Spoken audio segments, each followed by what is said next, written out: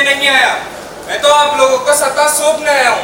हालांकि prime minister एटली ने जून 1948 को सत्ता सौंपने की घोषणा कर दी है, किंतु मैं चाहता हूँ कि ये सत्ता आप लोगों को 10 महीने पहले ही यानी 15 अगस्त 1947 को ही सौंप दी जाए। आज 18 जुलाई 1947 से ब्रिटिश साम्राज्य ने भारतीय स्वतंत्रता अधिनियम पर हस्ताक्षर कर दिए हैं।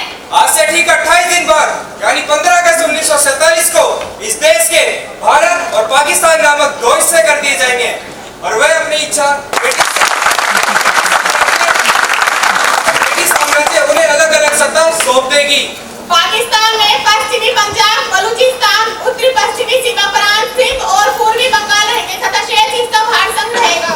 15 अगस्त 1947 को ब्रिटिश साम्राज्य सभी देशी रियासतों पर अपनी सर्वोच्चता समाप्त कर देगी, जिससे वे सभी रियासतें भारत और पाकिस्तान में मिल सकेगी अथवा स्वतंत्र रह सकेगी।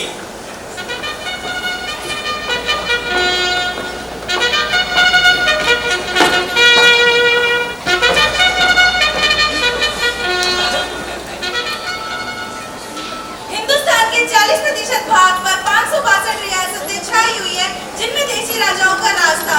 अब तक वो ब्रिटिश शासन के अधीन थी।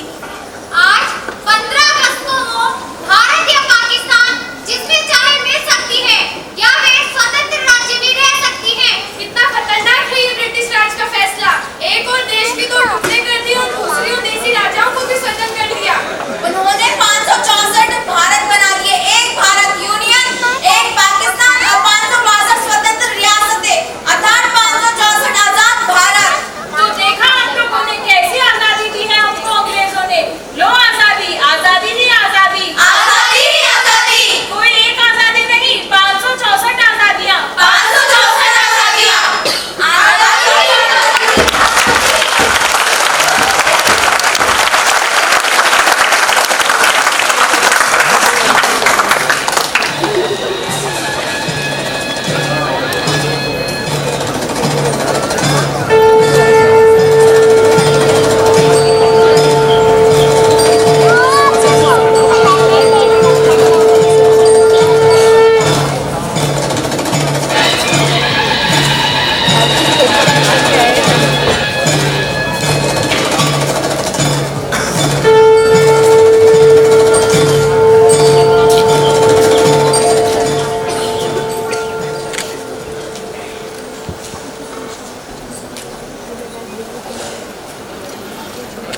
हिंदुस्तान के महाराजा को जिन्ना का अदावत।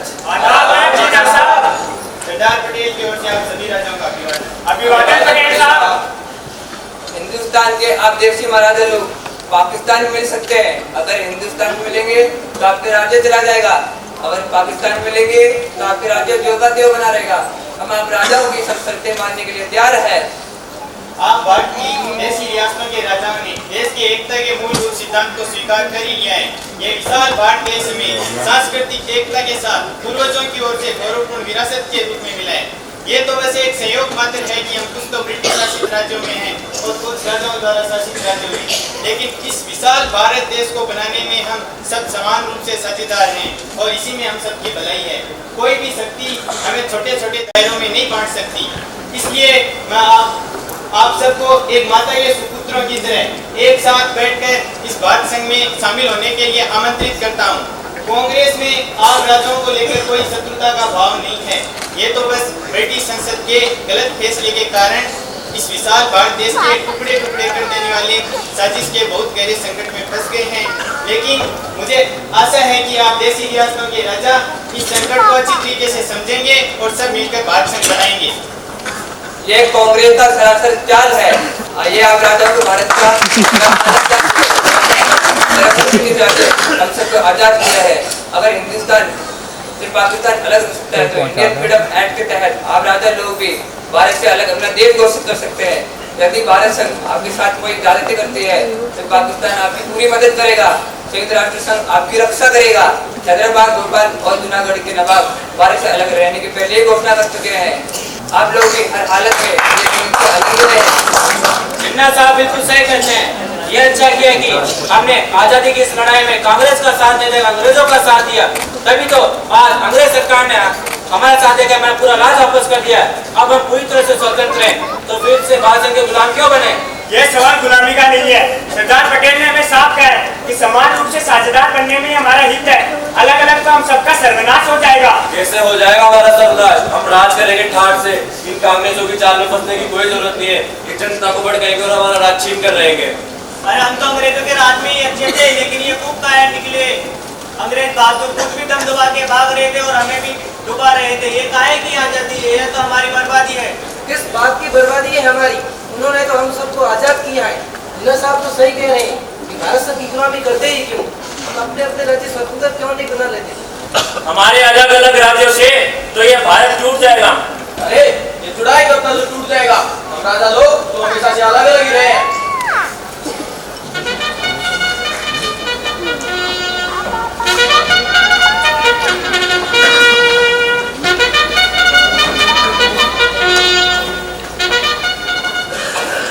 आप सभी राजा लोग अपने राज्य की रक्षा कैसे करेंगे?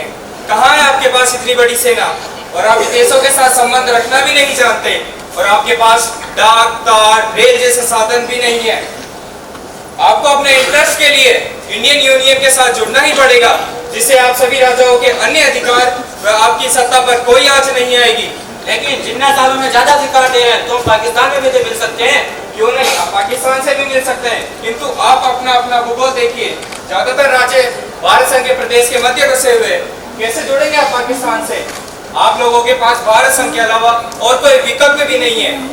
और एक बार आप अपनी जनता से भी तो पूछ लीजिए, जनता की इच्छा के बगैर कहीं का शासन नहीं टिक सका। यदि इतना बड़ा ब्रिटिश साम्राज्य भी जनता की इच्छा के बगैर नहीं टिक सका, तो आप अपने छोटे छोटे राज्य कैसे चला पाएंगे? गौर से सोचिए। और मैं आप लोगों को ये बात भी स्पष्ट कर देना चाहता हूँ कि जिसको भी भारत संघ में मिलना है तो 15 अगस्त 1947 से पहले ही मिल जाए।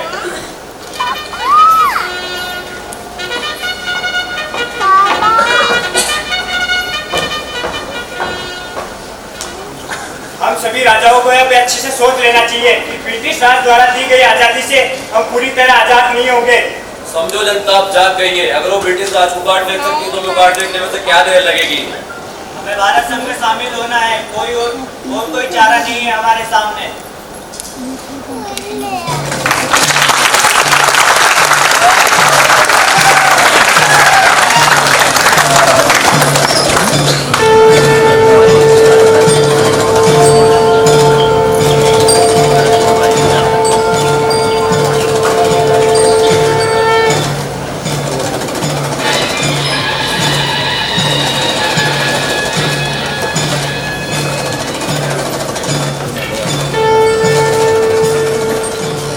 पटेल साहब, हमारा ट्रांसपोर्ट राज्य समुद्र के किनारे स्थित है। हम समुद्री मार्ग से पूरी दुनिया से जुड़ सकते हैं। हमारा राज्य भारत संघ में शामिल नहीं होगा। हम स्वतंत्र रह सकते हैं और रहेंगे। रामास्वामी, कुछ बड़ा सोचो। बड़ा इस विशाल भारत देश के बारे में सोचो। दुनिया के सामने एक बड़ा देश उभर रहा है भारत। अपने छोटे छोटे स्वार्थों के लिए इसे तोड़ने का दुस्साहस मत करो। तुम इसे तोड़ तो पाओगे नहीं, इसलिए इसे मजबूत ही करो, मजबूत। अंग्रेजों ने न केवल भारत को स्वतंत्रता दिए, हमें भी स्वतंत्रता दिए। आप हम पर इस प्रकार दबाव नहीं डाल सकते। हमारी सीमाएं भारत संघ से अलग है। मैं सब समझता हूँ ये सब। चलो ये स्टैंड स्टील एग्रीमेंट का कागज ले जाओ और टाउन कोर्ट जाकर सोच लेना।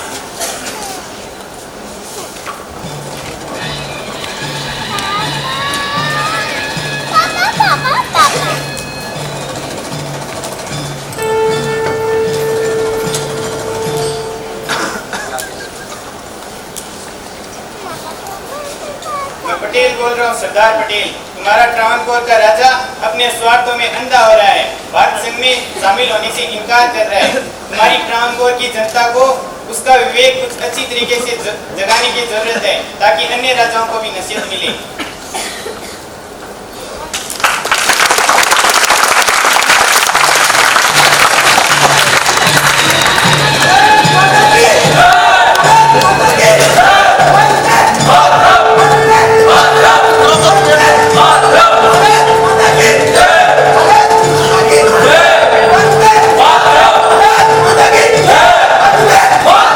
शांति शांति शांति। आप लोग एक बात गंभीरता से सुनो। जब हम अंग्रेजों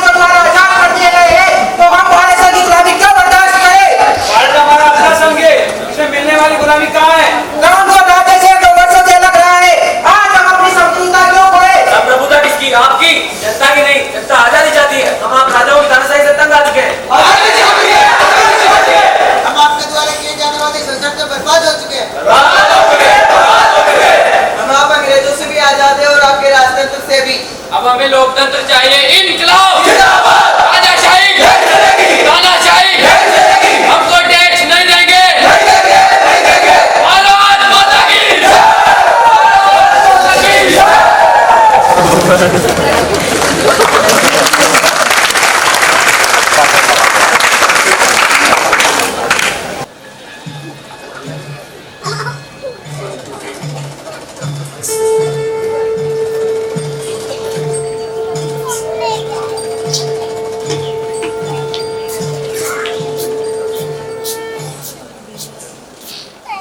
रावणकोर भारत संघ में शामिल हो गया सर। मेनन, हमें जनता का शुक्रगुजार होना चाहिए। इस बच्चे को फौरन प्रेस के पास भिजवा दें और इसकी खबर प्रेस को भी दे दें तुरंत। जिंदा साहब, मैं जोधपुर का महाराजा हरबंस सिंह हूँ। मैं पाकिस्तान में शामिल होने को तैयार हूँ। पाकिस्तान मुझे क्या क्या सुविधाएं देगा? आप सीधाओं की बात कर रहे हैं महाराज। आप हमारे अवश्य महाराज है और भविष्य में आपका राज्य सलामत रहेगा। रही शर्तों की बात, तो मैंने खाली कागज पर दस्तखत कर दिए हैं। शर्तें आप कर लेना महाराज। और महाराजा हरबंस सिंह, आप जैसलमेर और बीकानेर के राजा को भी तैयार करें। अब तक पाकिस्तान के पड़ोसी है महाराज। माउंटबेटन और कांग्रेस की ज्योग्राफी है, उनकी दिल्ली तो आपसे बहुत दूर है और आपकी ये कराची बहुत नजदीक है महाराज, है नहीं जोधपुर महाराज? बिल्कुल जिंदा साहब, दिल्ली तो बहुत दूर है, लेकिन कराची हमसे जुड़ी ही हुई है। मुझे बस एक दिन की मोहलत दीजिए, मैं जोधपुर जाकर वापस आऊंगा और वापस आकर पाकिस्तान में शामिल होने के करार पर साइन कर दूंगा। बस एक ही दिन की तो बात है। महाराज, मैंने सबसे फोन था, दिल्ली में वायसराय लॉर्ड माउंटबेटन आपको याद करवाया।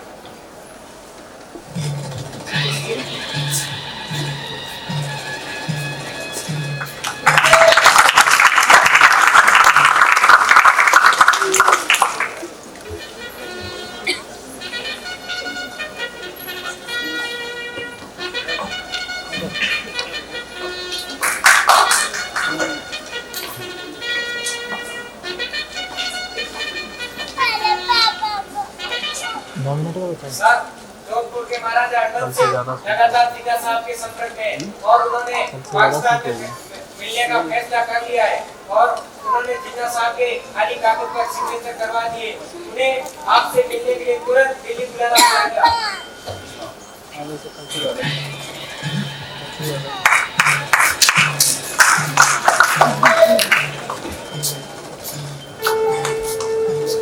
मिस्टर मनमोहन सिंह, आप हिंदू है और आपकी प्रजा भी हिंदू है। अगर आपने पाकिस्तान में मिलने की कोशिश की तो आपके ठिकानेदार, आपके सरदार और आपकी प्रजा भी आपके खिलाफ हो जाएगी। मालूम है ना कि त्रावणकोर की पब्लिक ने वहां के राजा का क्या हाल किया है। उसी तरह आपकी जोधपुर की प्रजा भी आपके खिलाफ हो जाएगी और आप कहीं के नहीं रहेंगे। मिस्टर मनमोहन सिंह, यदि आप अपना भला चाहते हैं तो भारत संघ में मिलने के इस कागज पर अभी हस्ताक्षर कर दे इसी वक्त।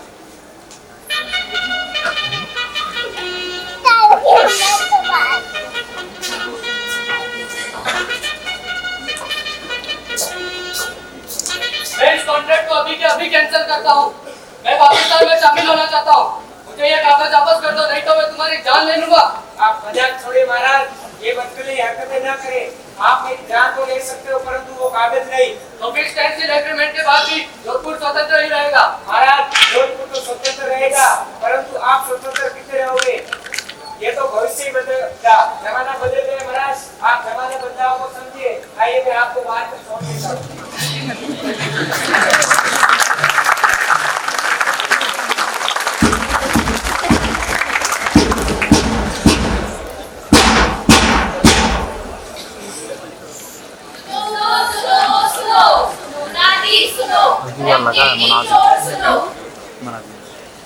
नादी है कि आज 14 अगस्त 1947 को आधी रात के घने अंधेरे में इस देश का झंडा बदला जाएगा।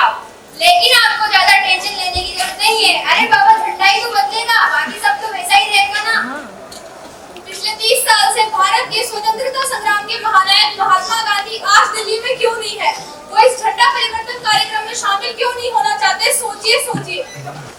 मालूम है आज वे कहाँ है? अरे बंगाल में नौखली में हिंदू मुसलमानों के बीच में हो रही मारकाट को रोकने के लिए गए हैं।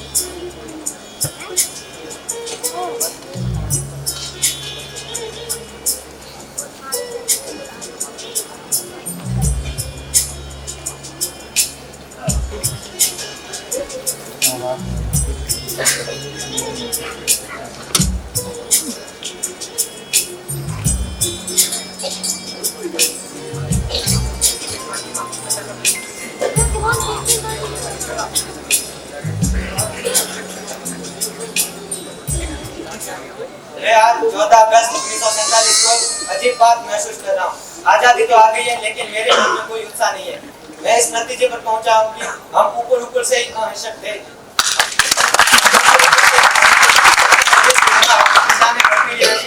लेकिन सत्ता पाने के लिए जो हिंसा हमारे भीतर भरी थी, वो धीरे धीरे ज्वालामुखी के रूप में शुरू करती है। मैं अपने जीवन काल में शांति देखने के लिए लगभग निराश हो चुका हूँ। सत्ता के हस्ताक्षर और पाकिस्तान को बनने को लेकर जो कुछ भी हो रहा है, उसका मेरे मन पर भारी बोझ है। इसलिए बहुत समय तक जीने की मेरी शक्ति पर भी मुझे विश्वास नहीं रह गया है। स्वराज कहाँ है? केवल अंग्रेज जा रहे हैं, इसलिए इसमें इतनी उत्साह और इतनी उत्तेजना अनुभव करने की बात ही क्या है? कल हम 15 अगस्त से अंग्रेजी हुकूमत की गुलामी से मुक्त हो जाएंगे, लेकिन आज आधी रात से हिंदू और मुसलमान दोनों के खून से लथपथ इस भारत के टुकड़े भी हो जाएंगे। इसलिए कल का दिन खुशी का भी होगा और दुख का भी होगा। इससे हम पर जिम्मेदारी का बोझ भी आ जाएगा।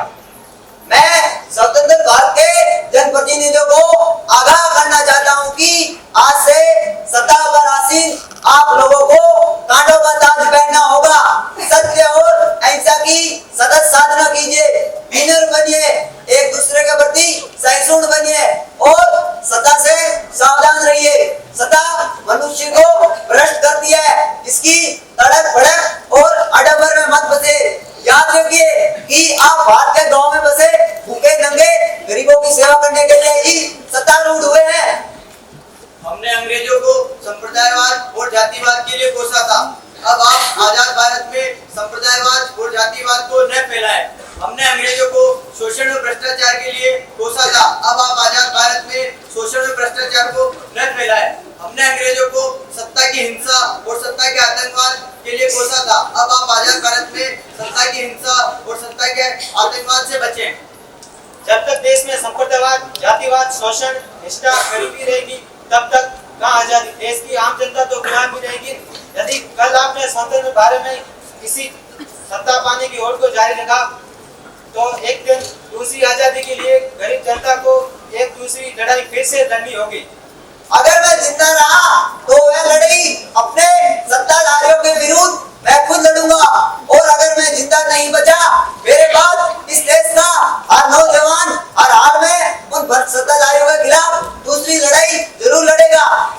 लेकिन ये तय है कि वो लड़ाई होकर रहेगी, और जिस प्रकार हमने अंग्रेजों के विरुद्ध उस युद्ध को जीता है, उसी प्रकार हमारे देश के गरीब लोग इस दूसरे महायुद्ध को भी जीत कर रहेंगे।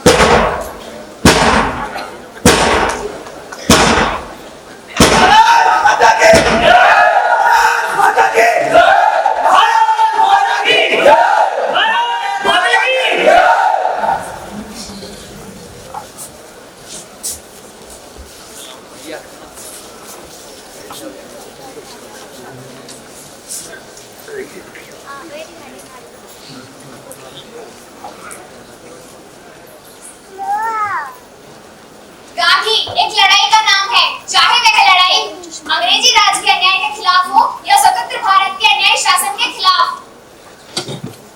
गांधी एक लड़ाई है, हर बुरी चीज के विरुद्ध हर व्यक्ति के द्वारा हर समय की जाने वाली एक लड़ाई। फिलहाल गांधी जी पश्चिम बंगाल में नुआखली में है और हिंसा की एक बड़ी लड़ाई से मुकाबला कर रहे हैं। और अंतरिम सरकार के प्रधानमंत्री जवाहरलाल नेहरू 14 अगस्त 1947 की मध्य रात्रि को संविधान सभा के सामने भाषण दे रहे हैं। चारों ले रखे हैं। भारत माता की जय! भारत माता की जय! भारत माता की जय! मेरे प्यारे देश के वासियों, वर्षों पहले हमने भविष्य के साथ एक वादा किया था और आज समय आ गया है कि हम इसे पूरी तरह से न सही तो भी काफी सीमा तक वचन का पालन करें।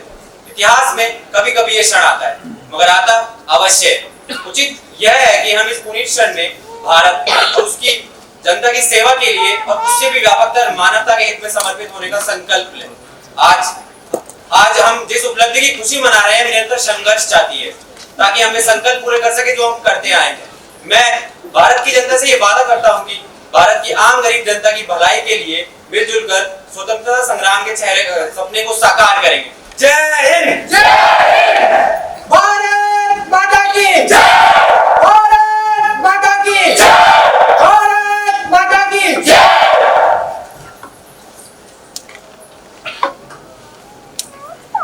वंदे मातरम। वंदे मातरम।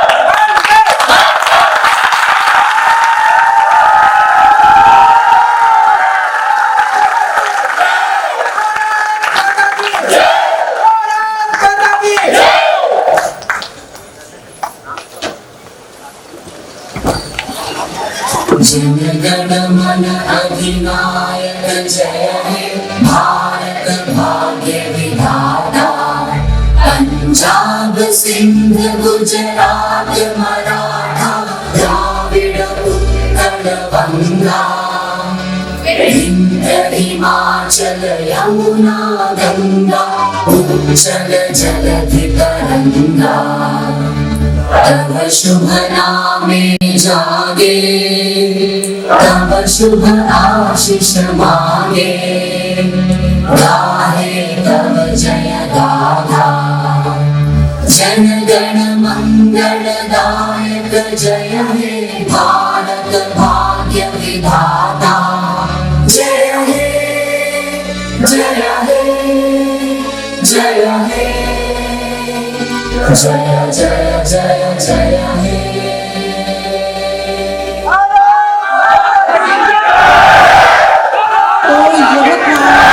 आजादी के 90 वर्ष का एक संघर्ष।